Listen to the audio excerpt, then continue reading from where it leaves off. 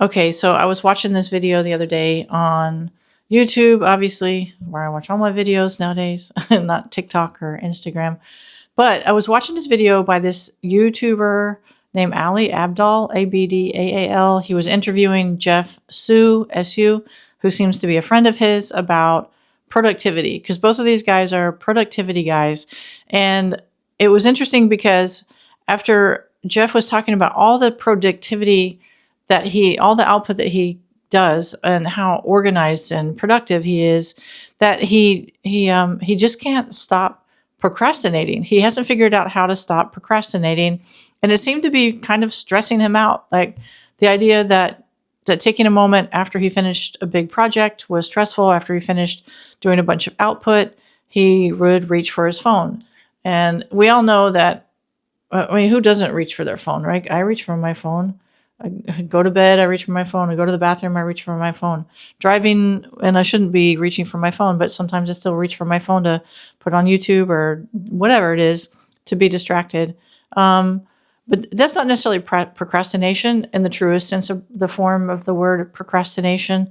But procrastination is what happens when basically your brain needs to shut down, or you're afraid of you're afraid of going for something. You're afraid of working towards a task, working towards a big goal. So you find ways to basically sabotage your progress because, and I've read some other studies about it too, is that people are hardwired to protect themselves. Fight or flight. We do that when it comes to tasks too. There's like this thing that we do, our brain does, where in order to protect our self-image or protect our energy, we just don't do stuff. And that's really, truly procrastination. And procrastination also, they've done a lot of studies. There was this guy his name was Marcus Raichle, Raichle. In 2001, he discovered by accident that people's brains actually work differently when they're resting. So there is a rest mode your brain actually goes into when you're not working on a task. And in that time period, your brain, goes into a default mode of brain function. And they call it the default mode network, which basically means your brain is in DMN, and your brain is kind of like, it's still working hard. And they found the reason they found this is because the brain waves of people were working harder when they were in rest mode than they were when they were in task mode. So what they did is came up with this default mode network, which is kind of what we all fall into. Just think about it from this point of view. Like you're taking a shower and you're thinking you woke up in the morning, you're taking a shower, and you have a big project at work, or you have something personal in your personal life that you're trying to solve, an issue, a concern, a problem, and you're in the shower, and all of a sudden the light bulb goes off. Or for me, like I'm washing dishes and I'm thinking, when I'm not playing a podcast or YouTube video or talking on the phone, I have moments of inspiration. The light bulb goes off, and that's your default mode network, your default mode in your brain actually working. And people and this is the point of my channel, right, is unoptimize our lives. We need to be unoptimized, because when we're optimizing every single thing all day long, and we never give our brain a chance to wake up and reflect and get in the shower and reflect and go water the plants outside and reflect and wash the dishes and reflect, drive without a podcast on, drive without music on, drive without the news on. Our brain never really has a chance to get into that default mode. So as you're thinking about like your next steps in life, and you're getting stressed out about optimizing your life, and you feel like you're not doing a good enough job of optimizing your life, and you could be pushing yourself harder to accomplish a lot more goals that you might have, I think the thing that I challenge you to do is to stop.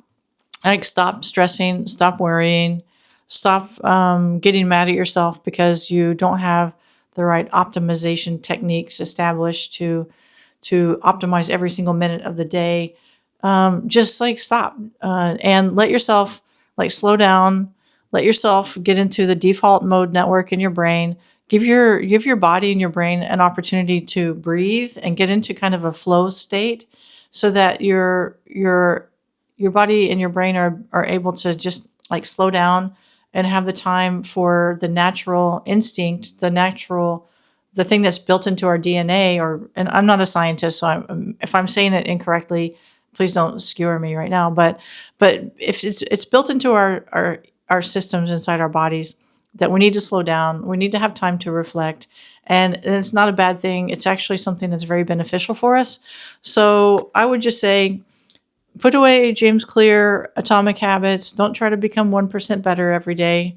The better that you need to be is actually the person who allows yourself to get into the flow, de-optimize your life, get into the default mode network in your brain, and actually let things come to you. Let things come through your intuition, through your unoutput, because your brain is actually working harder based on these studies when it's not being told it has to perform. It's actually working a lot better. So I would say, as you're trying to unoptimize your life and lead a more holistic life, or lead a more relaxed life, and you're also lead a life where you're trying to accomplish a lot of goals. Like, let's just say you go to the gym. Don't listen to a podcast at the gym. Don't listen to music at the gym. Just work out. Just work out. Take some breaks from all the social stuff. Take a break from music, and give yourself like an hour and a half to just let your brain relax and get into that mode, because your brain's going to work harder when you give it a chance to, when you actually stop making it trying to work hard.